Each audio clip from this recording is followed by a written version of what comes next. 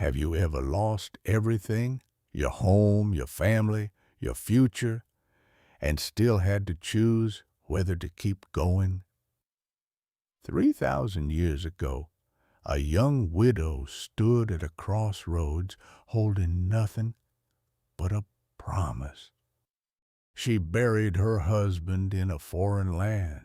She followed a broken old woman down a road that led to nothing. She gleaned leftover grain in a stranger's field just to eat. A foreigner, a widow, invisible, the lowest of the low.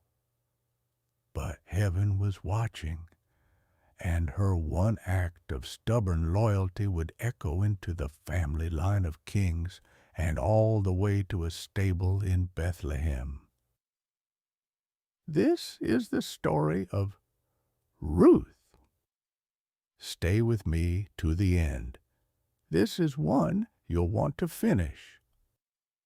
And if stories like this move you, subscribe and join us. Now, let's begin. This is the story of Ruth. Long ago, in the days when judges ruled Israel, a famine swept through the land. The rain stopped falling, the fields turned to dust, and in the little town of Bethlehem, a name that means house of bread, the bread ran out. Storehouses emptied, markets fell silent, and families lay awake at night, listening to their children's hungry breathing, wondering how much longer they could hold on. In that town lived a man named Elimelech with his wife Naomi and their 2 young sons. Naomi, her very name meant pleasant. And for years, her life had been just that, a home, a husband, 2 boys growing tall. But the famine did not care about names, and as the hunger deepened, Elimelech made a desperate choice. He would take his family away from Bethlehem, away from their land, their people, their God's country, across the river and beyond the Dead Sea, to the foreign land of Moab. Israel and Moab were old enemies. The Moabites worshipped other gods, but in Moab there was food. So one morning the little family loaded everything they owned and walked away from Bethlehem, believing they would soon return. They never did, not together. For in that foreign land, far from home, Elimelech died. And Naomi buried her husband among strangers, in soil that would never feel like her own. She was left alone in Moab with her 2 sons, everything now resting on their young shoulders. The years passed. The boys grew into men, and each of them married a young woman of Moab. One was named Orpah. The other was named Ruth.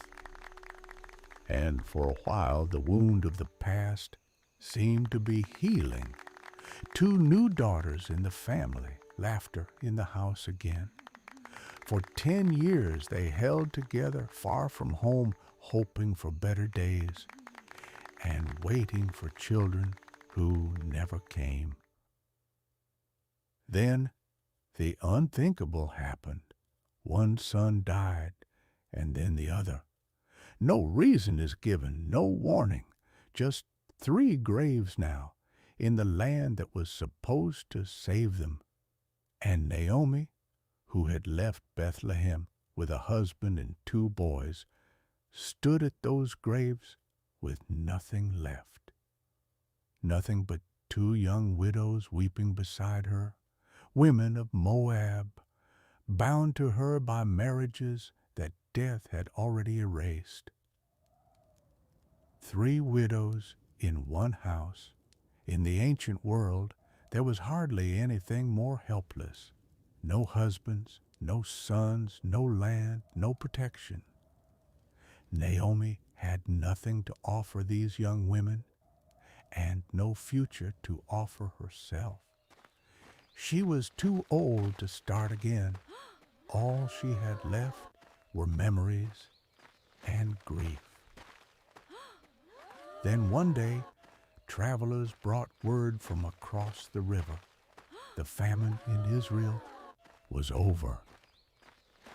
The Lord had visited his people, and there was bread again in Bethlehem. Bread in the house of bread. Naomi rose from her sorrow and packed the little she still owned. She was going home.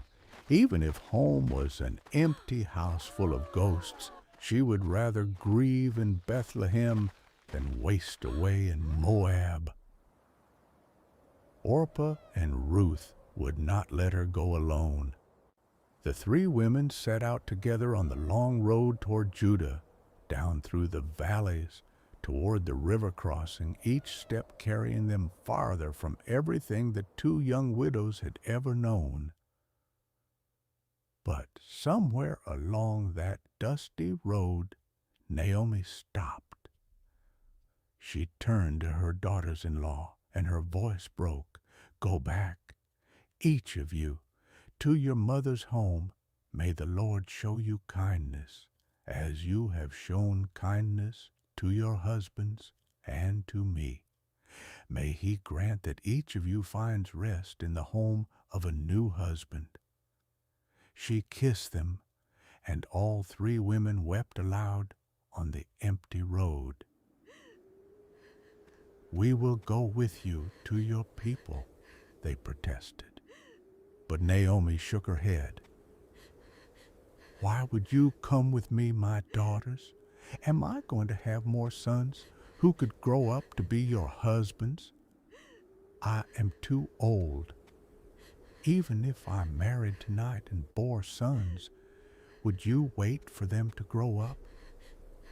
No, my daughters, your future is behind you, not ahead. It is more bitter for me than for you. The Lord's own hand has turned against me. It was the truth, and they all knew it. In Bethlehem, a Moabite widow would be a foreigner from an enemy nation, friendless, landless, at the bottom of everything. Orpah wept, kissed her mother-in-law one last time, and turned back toward Moab, back to her family, her people, and her gods. No one blamed her. It was the sensible thing to do, and she walks out of the story forever. But Ruth did not let go. She clung to Naomi with all her strength, and there, on that road between two worlds, this young Moabite widow spoke the words that would echo for 3,000 years. Do not urge me to leave you or to turn back from following you. Where you go, I will go. Where you stay, I will stay. Your people will be my people, and your God, my God. Where you die, I will die, and there I will be buried. May the Lord deal with me, be it ever so severely, if anything but death itself separates me from you. Think about what she was giving up. Her homeland, her family, her chance of marriage, her gods, everything, traded away for a penniless old woman who could promise her nothing but poverty. Naomi looked into Ruth's eyes and saw that no argument on earth would move her. So she said no more, and the two women, one old and broken, one young and unshakable, walked on together toward Bethlehem. When they came through the gates, the whole town stirred. It had been more than 10 years. Women came running through the streets. Can it be?